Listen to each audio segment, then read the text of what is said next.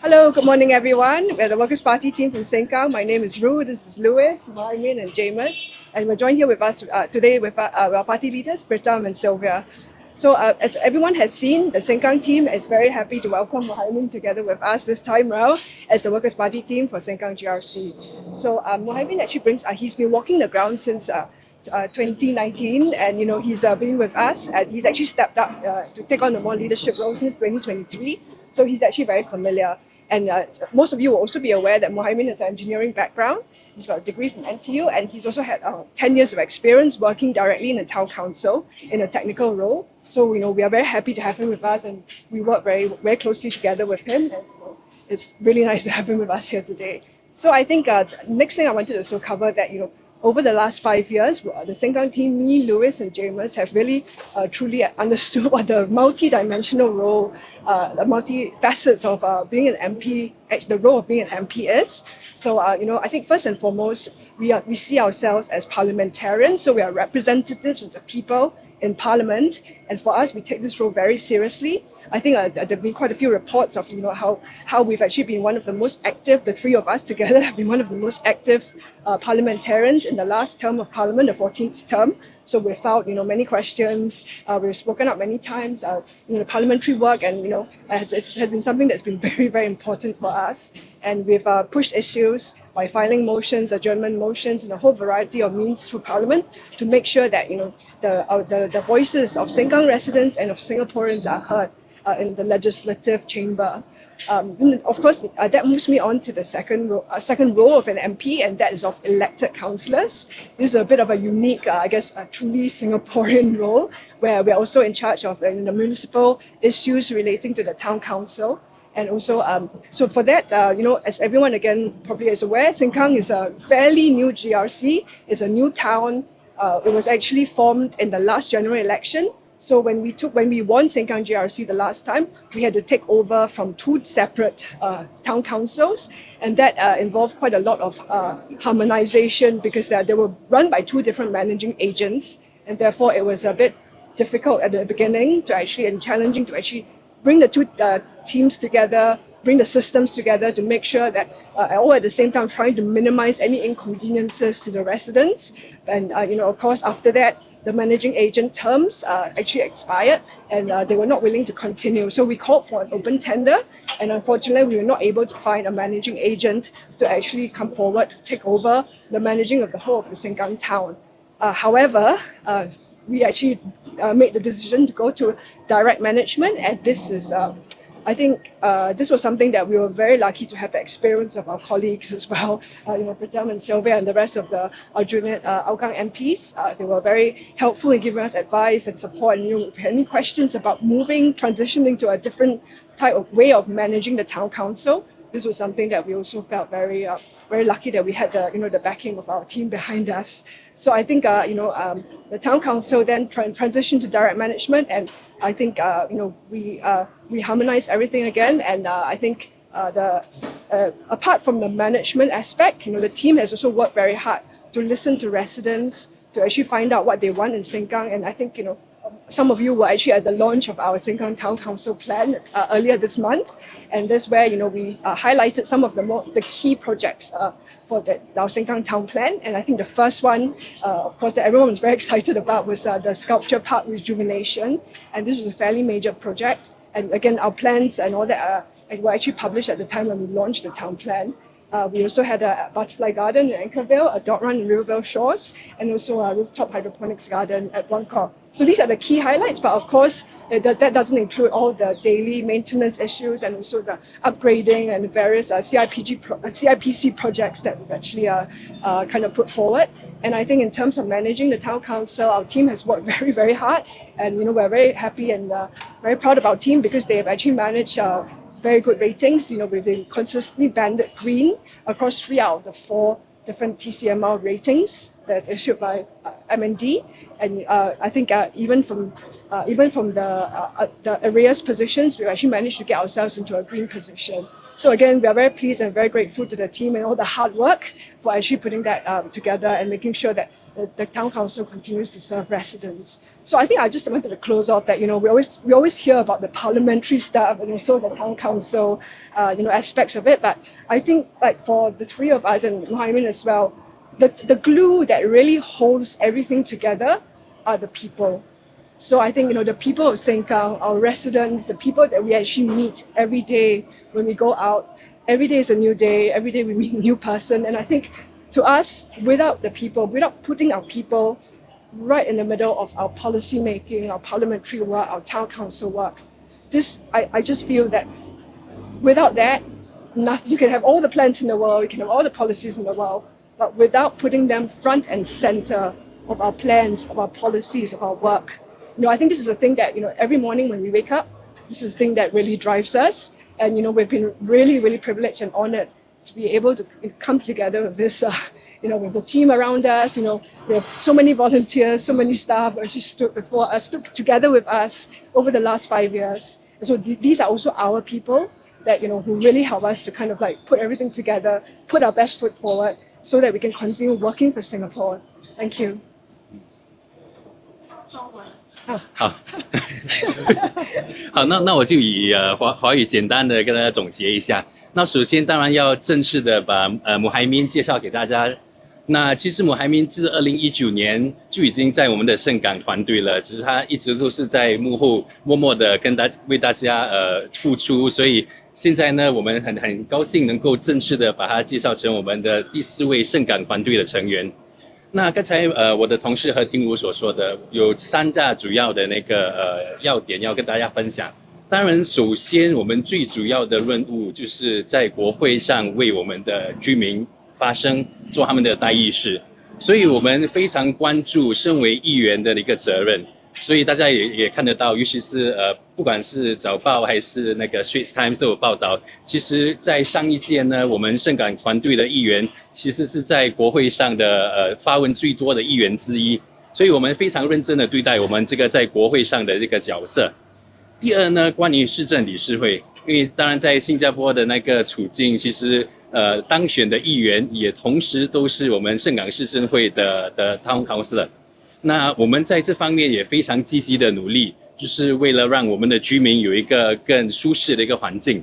所以不管是在这个社区的那个维修，还是那个我们的那个主屋区的那个清洁方面的那个观点，还是那个电梯的那个维修，这些都是我们在过去几年来通过那个国家发展部的那个 TCMR 运营报告，大家也可以看得到，我们在这些要点都持有那个绿色的评级的，所以在过去几年都是一样。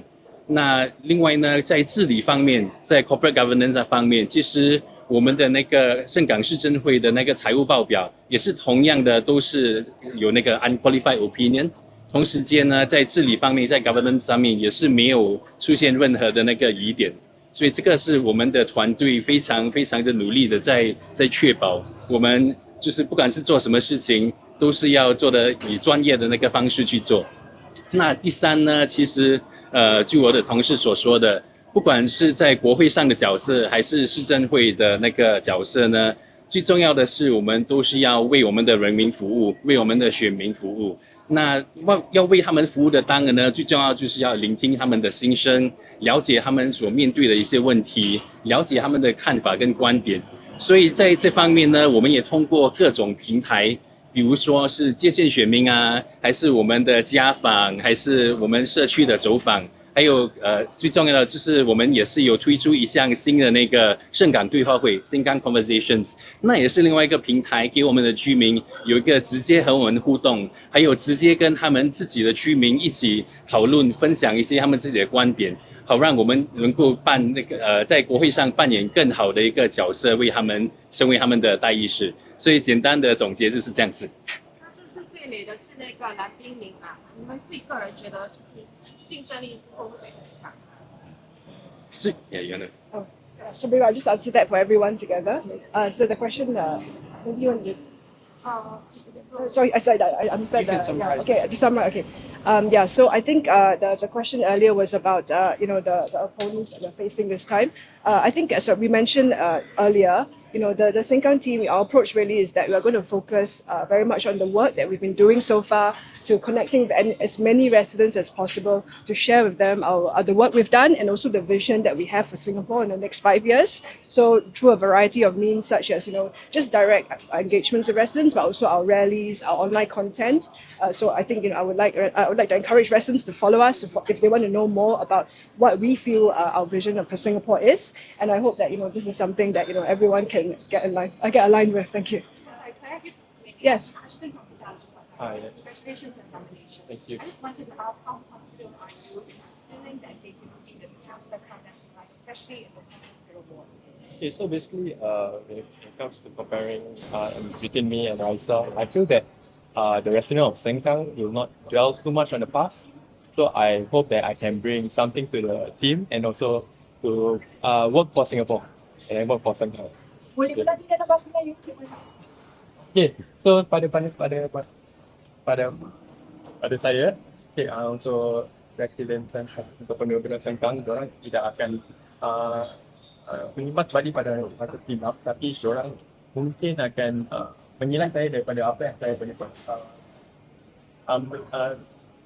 Fight for them untuk parlimen atau masalah yang Morning all, from Trace Times. Yes. I wanted to ask about the changes that happened yesterday during nomination day. A lot of big changes, but Sengkang seems to be pretty intact.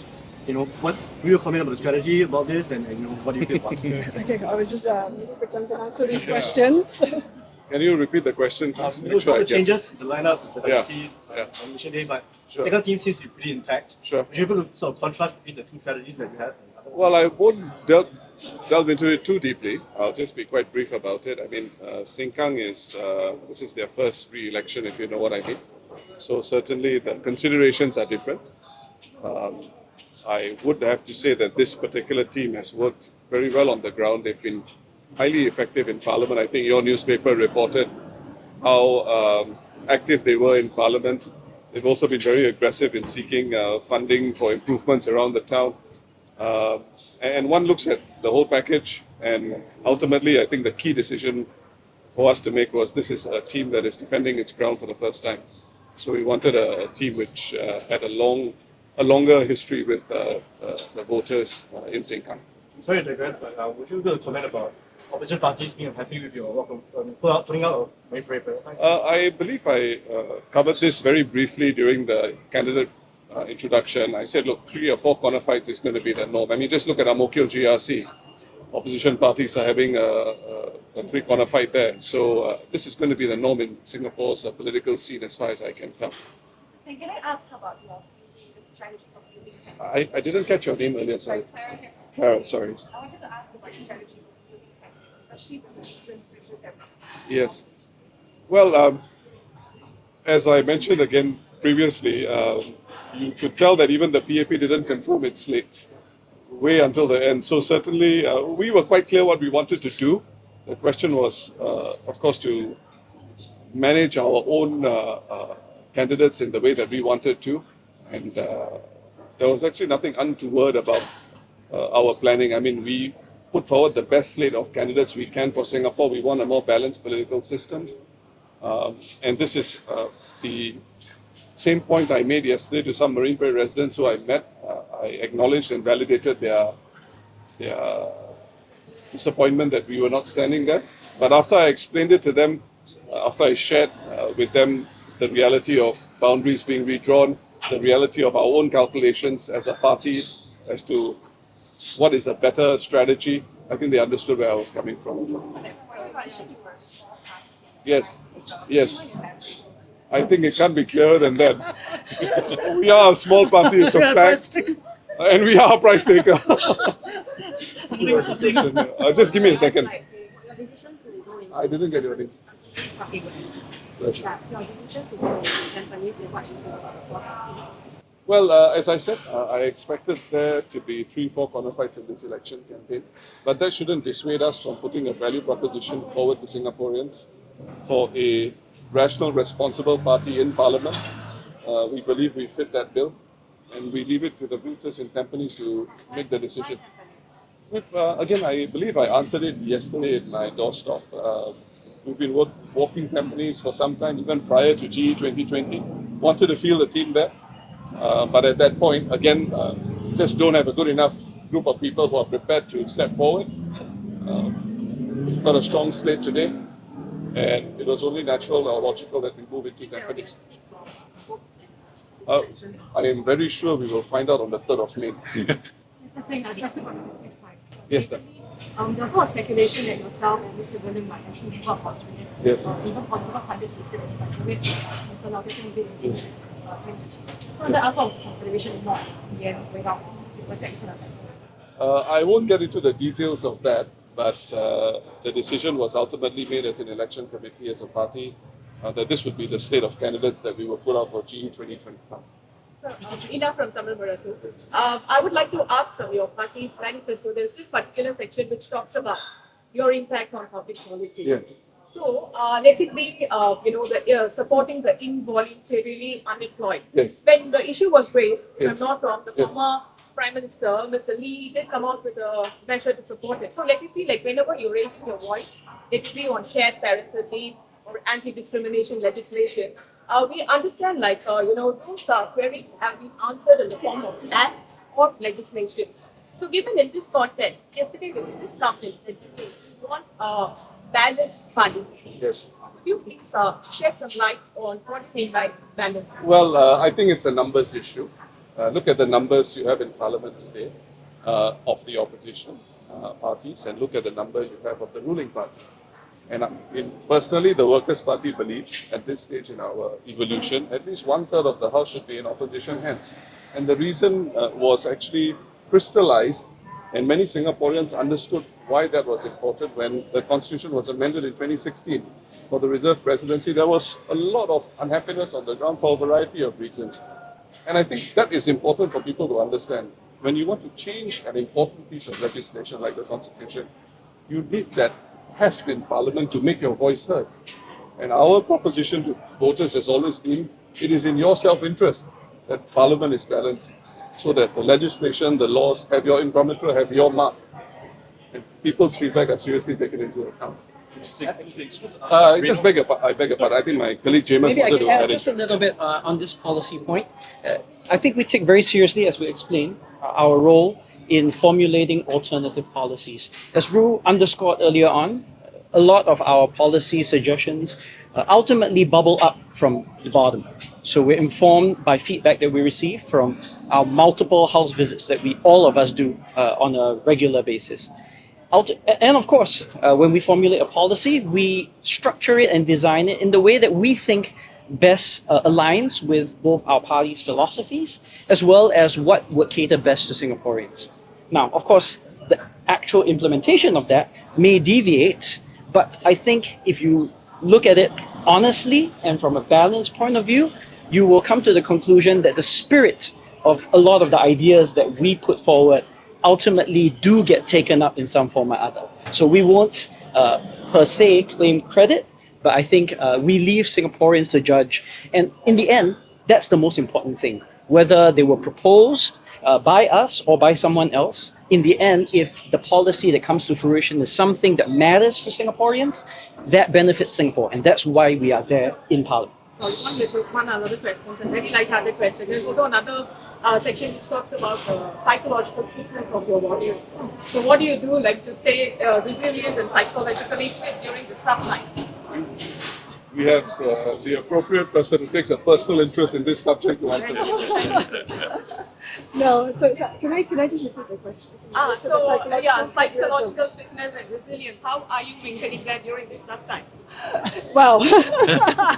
Okay. No, so in terms of honestly, I think I mentioned earlier, we are really all part of the team. So, when times are hard, the team comes together. And I think there's been no better illustration of this as when I was on maternity leave. I think there was a lot of concern whether, because obviously when you go on maternity leave, the residents are a bit worried about what's going to happen, who's going to serve them. But, I was incredibly grateful that, Pritam had actually come up with a plan and said, look, the entire party will stand behind you. we are going to arrange it so that all our CEC members, our other MPs, sitting MPs, will actually come in and on a rotational basis, make sure that, someone is always there and always available to our residents. And I think this is something that, he literally just said to me, go have your child, bond with them. That's the most important and most precious thing in the world. So, honestly, I was personally so grateful for that. And, there was none of that, oh, when are you coming back, when are you coming back to work? But it was literally like, just make sure that you're okay first, your family is okay, and then the WP family will look after everything else for now. So I think, to be honest, knowing that we have colleagues who are actually, not just MPs, but the wider WP team, the wider WP family behind us, I think that is really comforting. And even having our residents as well coming up to us and, just also showing that kind of concern, I think it's really what keeps us going every day.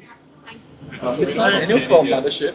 Yes. Knowing that the PAP is fielding a very different slate for this election, a much younger slate, more gender representation, how would that change the WP's approach going into this election? Honestly, again, I think I mentioned earlier in the reply to a question that the WP team, we just continue doing our work. We continue putting forward our vision for Singapore. I think the voters who want to find out a bit more about us can follow us on the various social media channels and platforms. But our work continues. Hi, Darren from Zhao Bao. Yesterday, PM Wong mentioned in his press media that his rationale for filling PM guy in Punggol is due to geography and senior leadership. He's based in the east and PM Wong is in the west. So what are your comments on this strategy that the PAP has? Well, I think it restates the point that we are a small party. We don't think north, south, east, west. And I think that's coming back to Clara's point. At the end of the day, I think the PAP has different considerations. I can understand that. And the Workers' Party has different considerations. Mr. Singh, so Pritam from Sylvia here. You mentioned again that Workers' Party is a small party, but do you mean in terms of volunteers, cadres? Because I don't think anyone would, a lot of people wouldn't agree that it's a small party, especially in terms of the rest of the opposition anyway. Would you disagree if I said it was compared to the PAP? Not exactly what to clarify. And sorry, second question is that some comments online have been mentioning that perhaps WP should have informed other opposition parties about their decision with regards to Marine Parade a little bit more in advance. So Yes. what do you have to say to that? Well, it's not as if some of these opposition parties, and full respect to them because they have the right to contest elections, they don't approach us when they say, can I stand here, can I stand there? So I think we respect them, we respect their agency, and they make decisions in their enlightened self-interest, so do we. Mr. Go from PPP said that it is irresponsible, make this movement that left. Do you have any comments? Mr. Go should focus on the campaign in Tampines. Mr. Singh, you mentioned that PPP consists of Southeast Asia. So what are WP's considerations?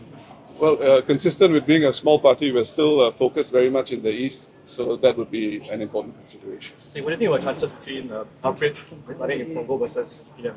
Any comments? Sorry, I didn't catch the chances of keep winning Punggol, given the fact that PM has moved over to contest. Well, we've put a strong team in Punggol. We've put a group of people in Punggol who I believe can represent the interests of residents in Punggol faithfully. They can look after a town council in Punggol well. I think they can do well in Parliament too. And I leave it to the voters in Punggol to make the decision, and I urge them to vote for the Workers' Party. So maybe I will pass it back to the team leader, and then she can round up the doorstop. Okay, thanks everyone for being here again today. Sorry, Sorry. Okay, once again, thank you everyone for coming down to Sengkang today. I think our team has shared very much, the vision that we have for Singapore. And I think tonight we'll also be having our first rally. We've announced the location is going to be here in Sengkang. So this is the first time in 10 years. I think a lot of us, even residents, are very, very much looking forward to the return of rallies. So we look forward to seeing a lot of you tonight. Thank you. Thank you very much. Thank you. Thank you, everyone. Thank you so much.